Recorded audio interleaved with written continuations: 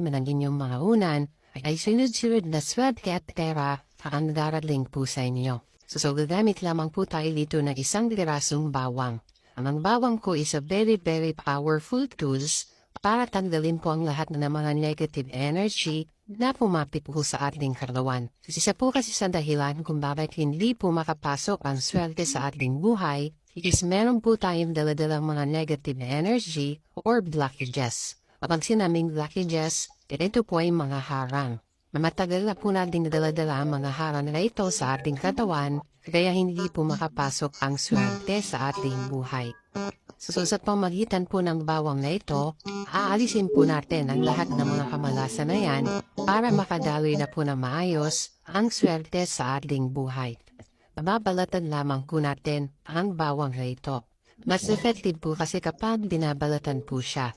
Kasi mas ma-absorb po ng bawang ang lahat ng mga negative energy na pumapit po sa ating katawan.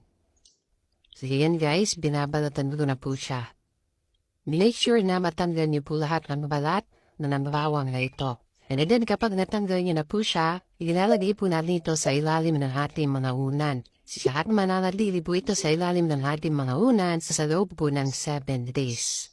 Pero bago po natin siya ilagay sa ating mga unan, hahawakan po muna natin ito ng ating left hand. Ang left hand po natin, ito po yung part ng ating katawan na nagre-receive po ng maraming blessings at kaperahan sa ating buhay. So hahawakan po natin siya ng ganito, and then hihingi po tayo ng divine blessings sa ating Ama sa Langit na mas lalo pa pong palakasin and pong cleansing ritual. So ipipikit po natin ang ating mga mata, ang Ama namin sa Langit.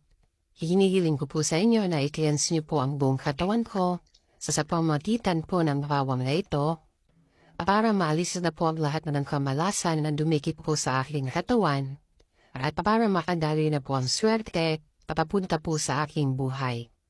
Hinihiling ko po ang kasaganaan sa pera, kasaganaan sa mga blessings na darating po sa aking buhay, especially po sa aking trabaho, negosyo at career. Ininan ang ating mga unan sa loob po ng 7 days.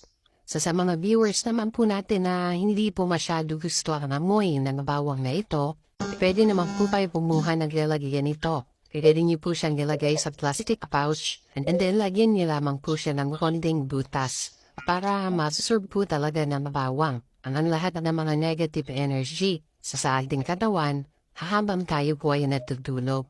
Talagang natatanggalin niya po ang lahat ng mga negative energy na yan sa loob po ng 7 days.